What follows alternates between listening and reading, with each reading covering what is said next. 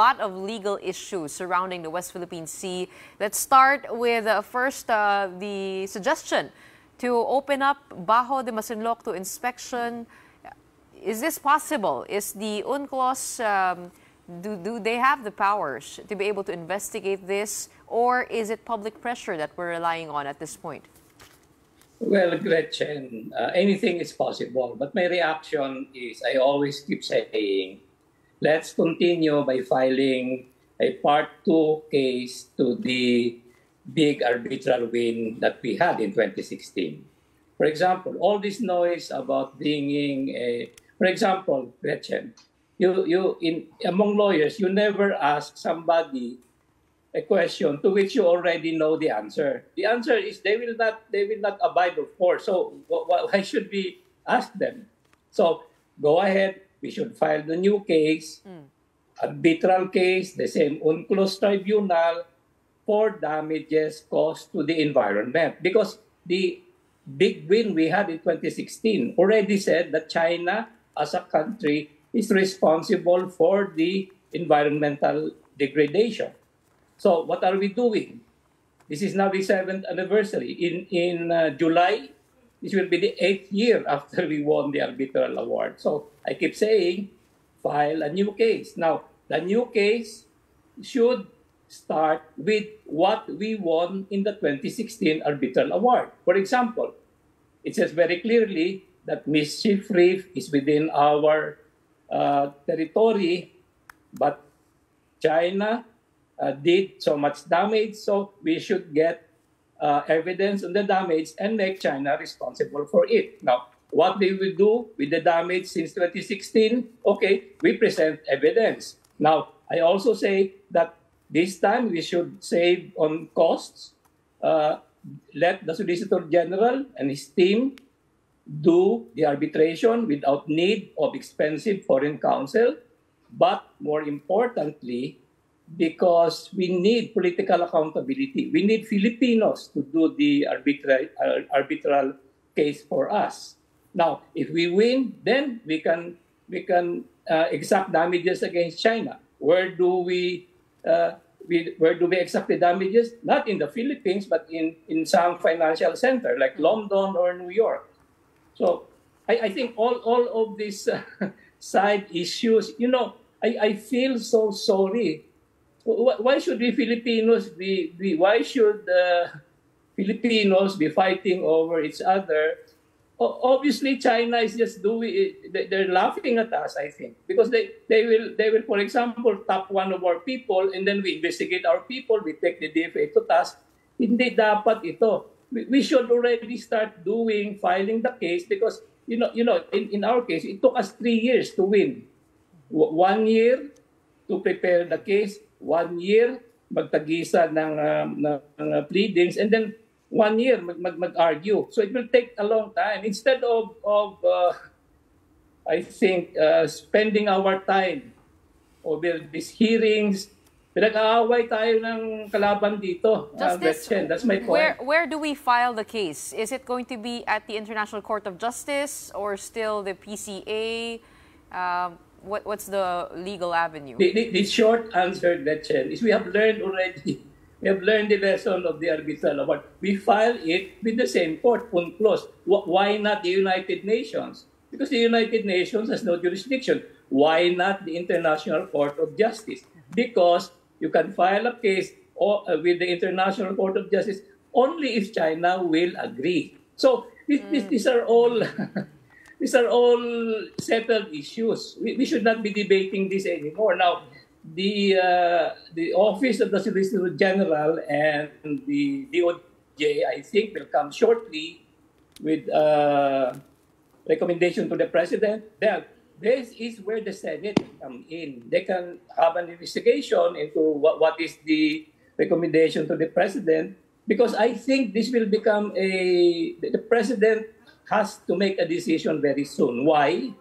Because there's going to be midterm elections. If we don't seize the moment, people will forget these issues. Or what I'm afraid of, kasi when during the time of President Aquino, this issue was not yet state center. So we were able to do our work quietly. But now we have had a presidential election. I don't know how much Chinese money was spread around. So we don't know anymore what you know. So we will have to wait, Gretchen. All right. Hi, Justice Ardalaza. Sean here. The Foreign Affairs Department has already said that the Solicitor General, or the OSG, is already considering filing this new arbitration case. But weeks ago, we also had Justice Carpio here. As you know, of course, he was one of the proponents of our first arbitral case against China. This is what he had to say. I'm just going to pull up a soundbite so we can all listen to it again. Military activities are excluded, but the research vessel is not military.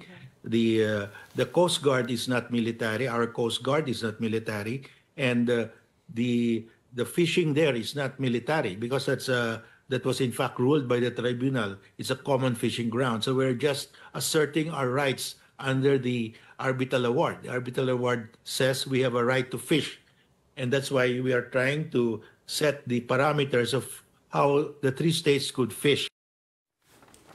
Right, Justice Hardalaza, as we know, the fishermen are also having trouble accessing their traditional fishing grounds. And Justice Carpio has said, of course, that rules for that must be set as well. Can you agree? Can you comment? And do you agree with what he said on how we should go about filing this case? I will repeat what I said. We should file the case yesterday because we won that case 7 years ago. Okay, when we filed the case and suppose by June they will accost our fishermen, then in that case we argue that the tribunal in 2016 already said this is common fishing ground. So we should not reinvent the wheel. We should not. We should come out with the new rules. Who will come out with the new rules? The arbitral tribunal already said that is common fishing ground for Filipinos, for the Chinese, and for the Vietnamese. So ano pang pag-uusapan natin? Justice, sinasabi po kasi ng China daw na yung loob ng Scarborough Shoal is internal waters. So it's part of the territory currently occupied by China. Yes, Gretchen, that is what they say. But again, I go back. We won the arbitral award. It said that this is common fishing ground. So anong gagawin natin? If you listen to China, till kingdom come, they will say what they want to say. Ang sasabihin ko naman is we file a new case, and then kung we file a new case for the environmental damage, then we allege that sinabi na ng 2016 that ang common fishing ground. Now, kung there's a actual case na they accost a Filipino fisherman, then that becomes the case now. We don't have to study anymore. We don't have to have new rules. Right. But Justice Hardalaza, the whole issue is that, yes, we can win cases, we can keep filing cases, but on the enforcement side, dun tayo parang lumalagpak eh. Hindi naman natin ma-enforce, right? Technically, kung nasunod nga yung first case, edi nakakapasok tayo sa Bajo de Masinloc, no problem. But how do we work on that side of it, no? Let's say magfile tayo ng case, manalo tayo ulit, hindi acknowledged ng China because we unilaterally filed it. What happens then? How do we enforce that ruling? No. Ang pagkaiba ngayon is, sabi ko, when we filed the case today, which is 7 years delayed, we ask for damages, danyos, which we did not ask before. Because when we, it's a long story, but noong 2013, we were not even sure if we can get to first base. Okay? Now, the tribunal has said China is responsible for the environmental degradation. So ang kulang na lang, magkano ba ang danyos?